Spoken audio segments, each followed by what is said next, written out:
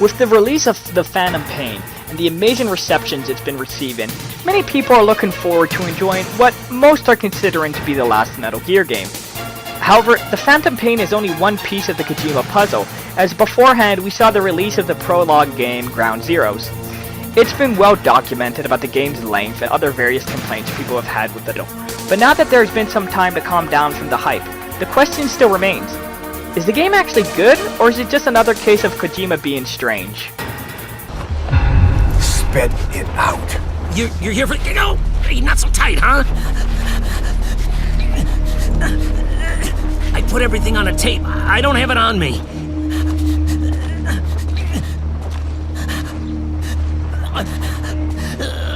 I needed to stash it. Had eyes on me, and these guys, they don't work for Langley. He's... you know... Forget it. You watch your ass too. The Metal Gear Solid series is already known for having complex, intricate, and somewhat convoluted stories. This means hopping into the franchise requires one to do a book report's worth of research to even learn the basics. Unfortunately, Ground Zeroes does little to change this, as its short length means there's very little time to establish characters and settings. True, there is a text recap that provides the absolute basic info for you to know who each person is, and there are cassette tapes for you to find to learn additional information. But if you know nothing about the series, it will leave you absolutely confused. Combine that with the fact that the story mode is simply one mission, and it leaves a lot to be desired. It's disappointing enough that the main mission is simply rescuing 2 hostages. They don't do anything to spice up or offer a new take on this tired mission type. Even the ending doesn't really do much to set up the Phantom Pain that a single cutscene couldn't do. Overall, the story is all but non-existent, which is a disappointment to anyone who is hoping to experience the series' masterful storytelling. This is an infiltration mission. You've got to stay out of sight. Before you go any further, use your binoculars to recon the area. What do you see? Besides being mainly known for its complex story and movie quality presentation, Metal Gear is no slouch in terms of graphics quality, and Ground Zeroes is no exception. This is hands down one of the most impressive looking games of the current generation so far. Although the base is relatively small, the fact that there are so many nooks and crannies truly does help make it feel much bigger. Weather effects in different time periods help to show the base off from all sorts of different perspectives. However, the truly most impressive aspect of this game comes in the form of the highly detailed facial features and animation. They are simply jaw-dropping and as close to photorealistic unlike any game has seen before. However, they are not just there to look impressive, as they also have an impact on the game too. A few missions will have you looking for a specific target, but instead of marking them on your map or having them wear different outfits to stand out from the guards, they simply rely on a photo of the target. It made it so much more engaging having to rely on memory and facial features to find your prey. Beyond that, there isn't really much to say.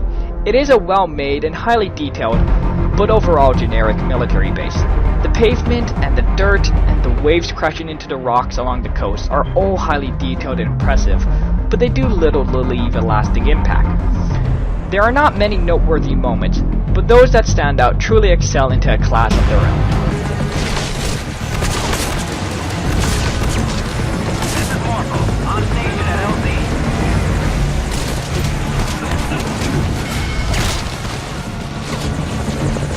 Past games in the franchise have often been criticized as being nothing more than long movies with occasional game sections. As such, the combat in this game has been totally retooled to have much more tighter, engaging controls. Now it plays much more like a standard third-person shooter with a cover mechanic. This opens up the game so much more because now you have the option to go in guns a-blazing and kill everyone if you choose to. Beyond affecting your score, it's perfectly viable, and in many ways easier, to simply kill all the guards as opposed to sneaking around. However, there are just as many tools as you can use to be perfectly stealthy, such as being able to see marked enemies through walls, and time slowing down when you're caught to give yourself a quick chance to either kill or incapacitate the guard before you're detected.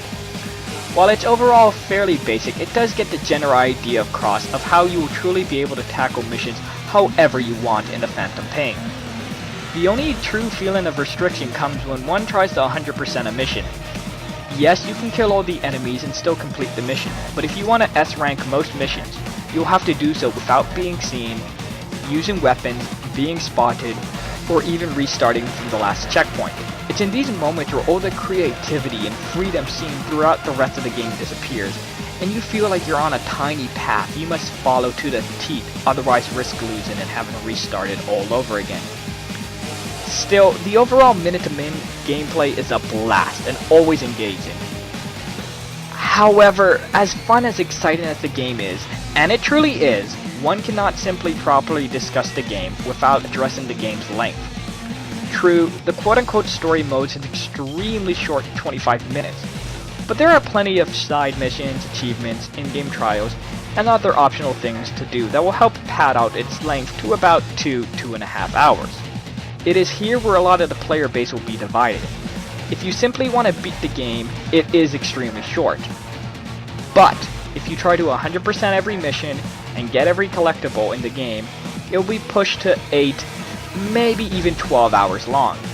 Even then, it's fun to try and explore and find the best path. But going for the S rank sucks all the fun out of the game to the point of it feeling like a chore. How much you enjoy this game has less to do with its short length and more on how you play games and how much you like to complete them. Regardless though of how much you play this game, it will always be a blast in terms of the structure and variety of things you can do.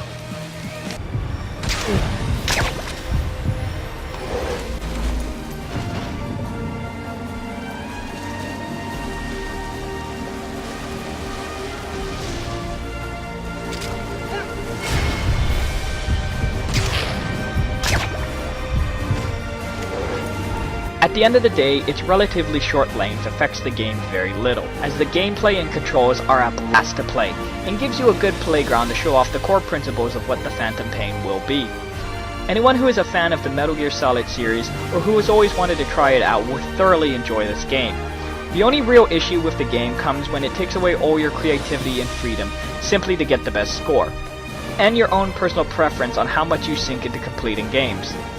As such, it leaves the game in a unique position of having to judge it in terms of both quality and content. Hands down, this is one of the best, most freeing, and open-ended stealth games I have ever played in my life, and the graphics are simply jaw-dropping. Regardless if you've ever played a Metal Gear or a stealth game, I encourage everyone to play this game, and in terms of quality, it absolutely gets a 9. But paying anything more than $15 or $20 max is far too much. The value simply isn't there, as there is little replayability once you S-rank every mission. Unless you are a hardcore Metal Gear Solid fan, there is little reason for you to play this. The Phantom Pain offers much more in terms of content and refined gameplay, which knocks down its content down to a 6. So at the end of the day, its value comes down to your own personal time and gameplay style. But regardless if you choose to play this game or not, no one can deny the master level quality this game has.